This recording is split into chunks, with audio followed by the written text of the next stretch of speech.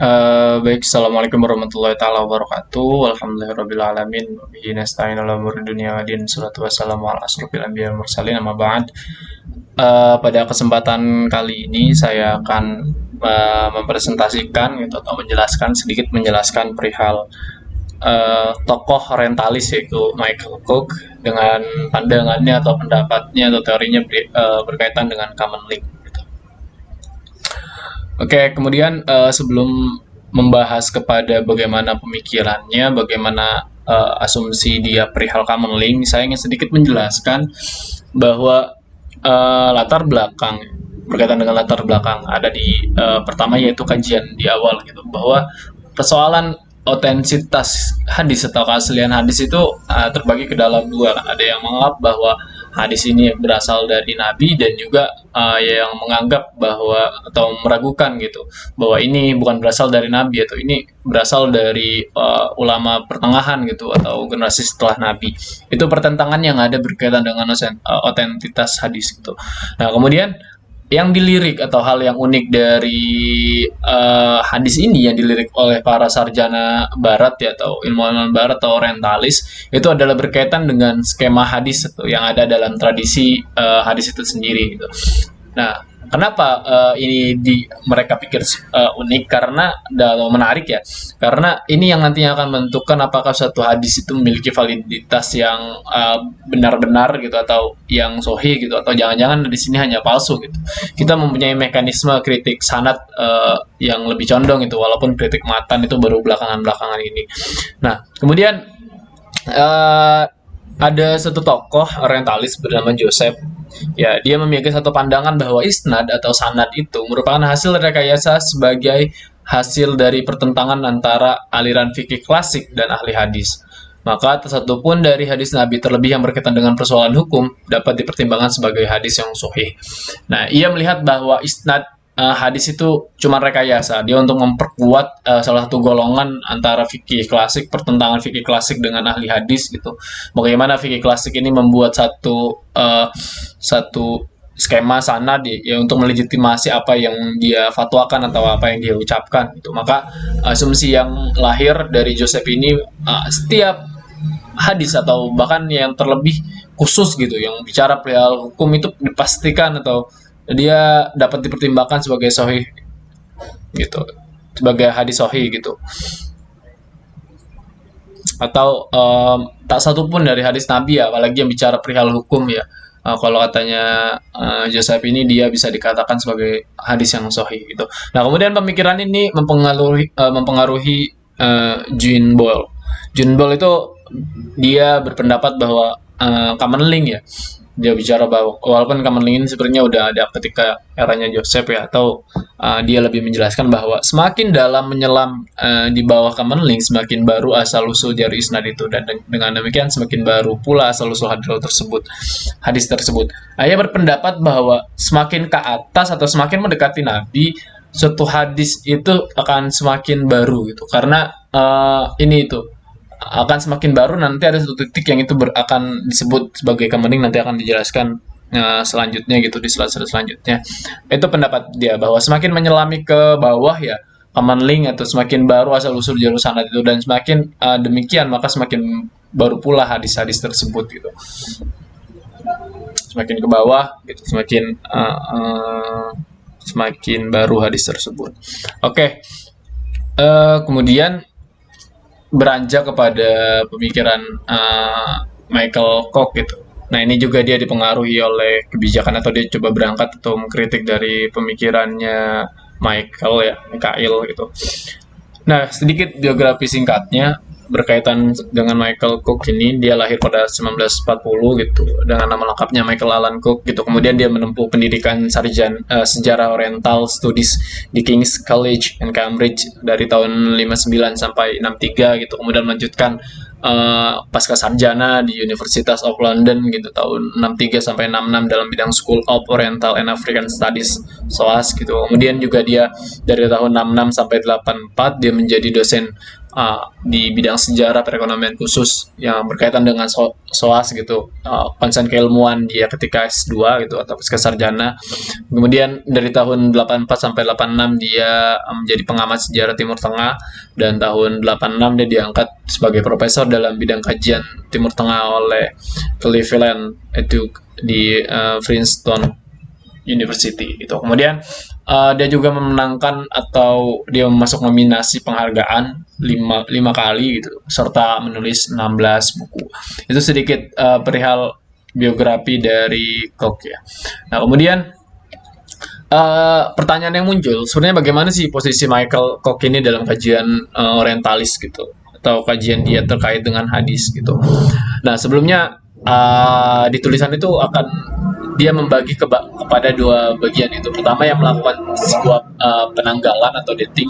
Jadi Barat itu usaha melihat hadis atau mempelajari hadis itu sebagai upaya penanggalan atau dating atas sebuah hadis untuk melacak asal usul atau sumbernya. Itu condong-condong para orientalis. Nah, kalau orang-orang timur ya, atau ulama cendekiawan muslim itu dia memverifikasi sebuah hadis itu, membedakannya apakah ini otentik gitu, atau ini yang otentik atau yang sahih, atau ini yang palsu atau yang tidak. Nah, condongnya ke arah ke sana gitu, berbeda dengan yang orientalis tadi. Nah, tadi sudah jelas ya rantainya bagaimana John Ball itu dipengaruhi oleh Joseph, kemudian Michael juga dipengaruhi atau dia berangkat dari pemikirannya John Ball gitu. Nah, maka di sini juga akan banyak dibahas perihal pengertian hadis dari Skach. Nah, dia berpendapat bahwa hadis itu tidak berasal dari Nabi Muhammad itu, melainkan dibuat oleh orang yang disebut sebagai perawi hadis gitu, sekitar abad pertengahan kedua Hijriah. Nah, para perawi inilah yang kemudian menisbatkan hadis yang mereka buat itu kepada Nabi dengan cara membuat sanad ke belakang atau back projecting gitu hingga kepada Nabi gitu. Ashkel menyebut para perawi itu sebagai common links. Jadi orang-orang yang membuat sanad atau menisbatkan apa yang katakan hadis gitu kepada Nabi, atau membuat skema ke belakang sampai kepada Nabi, atau back projecting gitu. Nah, itu yang disebut sebagai common links gitu, kalau katanya Joseph ini. Dan dia juga bersangka atau berprasangka atau berpendapat bahwa tidak ada itu hadis itu yang berasal dari Nabi Muhammad itu. Hadis itu seluruhnya ada pada abad pertengahan kedua Hijriah kalau di sini kan, dan itu dinisbatkan kepada Nabi lewat apa yang disebut dengan back projecting. Dan orang-orang atau para perawi ini yang melakukan back projecting ini disebut sebagai common link. Nah, kemudian fenomena penyebaran sanad hadis. Nah, ini juga dikritik, pengertian Joseph tersebut dikritik oleh Michael Cook dalam bukunya Early Muslim Dogma gitu. Dia berpendapat bahwa fenomena penyebaran sanad hadis atau spread of isnad lah yang menyebabkan munculnya fenomena common link gitu, bukan back projection gitu. Nah, adanya spread of isnad terkadang membuat sebuah matan hadis yang semulanya hanya memiliki satu sanad menjadi bersanad lebih dari satu, karena seseorang telah membuat sanad tambahan tadi gitu. Bahwa adanya common links gitu, orang yang menjadi pintu utama, gerbang utama dari sebuah sanad, rangkaian sanad ya.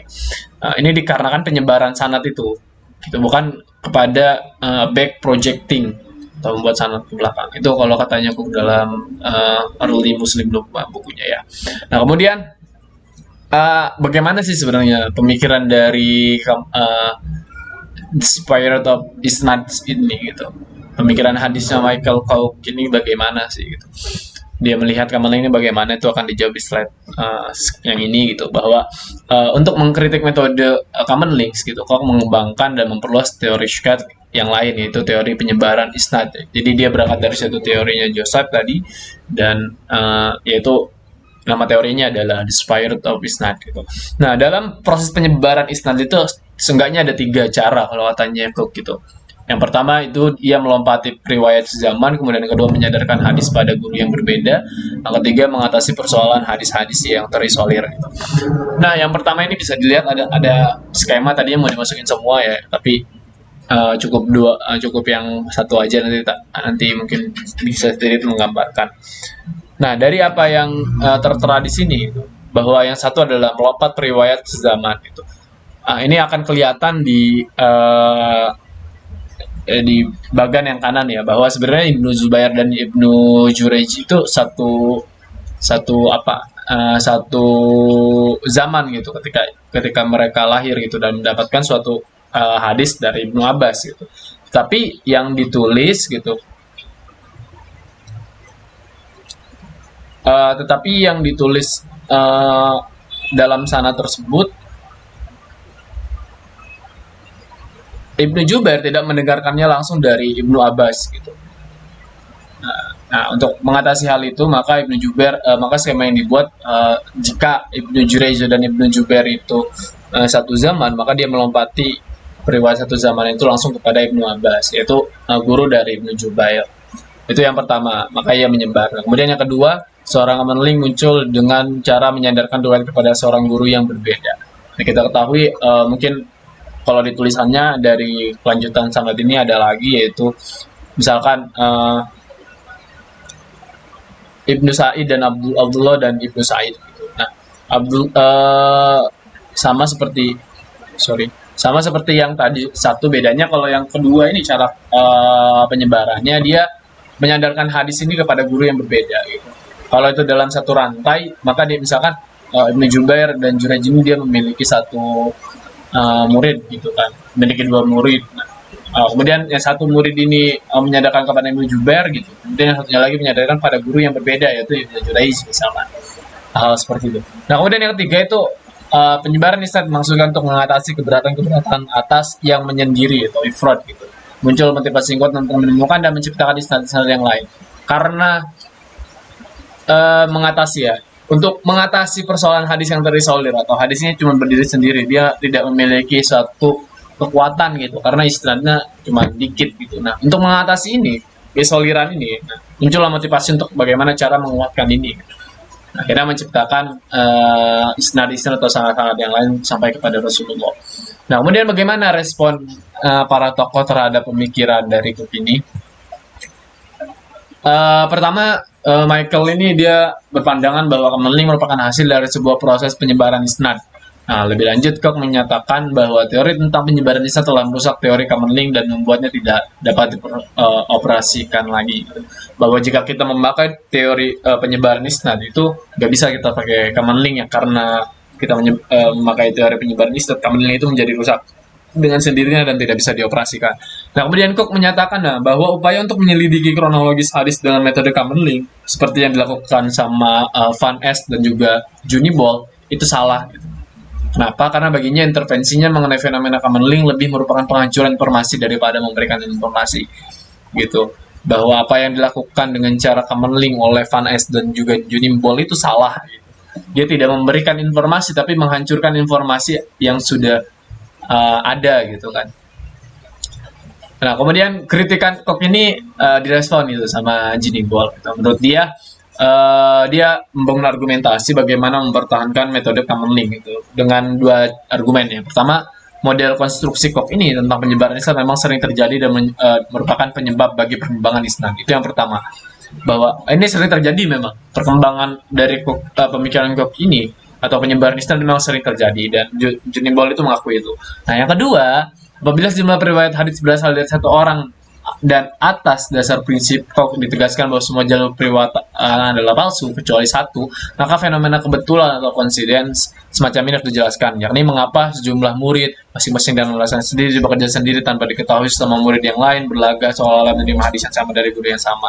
Ini yang coba untuk pertahankan. Kalau misalkan argumentasi yang dibangun Cook itu bahwa semua jalur periwayatan itu palsu kecuali satu atau yang tidak bercabang gitu. Nah, untuk menjelaskan hal itu bahwa memang ada mekanisme penyebaran isnad ya kalau katanya. Nah, ditanyakanlah atau kalau misalkan seperti itu atau menyebar gitu. Nah, mengapa sejumlah murid dan masing-masing itu memiliki alasannya sendiri untuk bekerja tanpa diketahui sama murid-murid yang lain gitu. Kalau tadi dicontohkan di yang atas ya, perihal 3 cara itu. Yang menjadi kritikan atau tanggapan dari Junibol. Nah, kemudian Cook lagi memberikan 2 tanggapan. Pertama, jika penyebaran isnad ini merupakan argumen yang benar dan dapat diterima, maka seharusnya diterapkan pada jalur-jalur pemalsuan hadis yang dipakai Junibol untuk menyusun bundel isnad. Menuju pada ahli hadis yang sama sebagai Kamerling. Kedua, apa yang didapat gambarkan dalam penyebaran isnad adalah sebuah proses peniruan, process of imitation, bukan sebuah kebetulan. Nah, kalau periwayatan itu benar-benar bekerja sendiri-sendiri, maka tentunya tidak akan meminjam hadis dari periwayat yang lain. Ini tanggapan dari Kok. Nah, kemudian respon lain datang dari Harald Motteveke gitu, bahwa dia berpendapat bahwa prinsip Kok tentang penyebaran isnad ini tidak bisa diterima gitu. Ada banyak kemungkinan gitu, bahkan nggak masuk akal gitu, pemikiran dari Kok ini gitu. Nah, sebenarnya kalau kata Motteveke itu isnad itu telah diciptakan dan kenyataannya bahwa penyebaran isnad telah terbukti kebenarannya. Nah, dalam kasus individu-individu itu.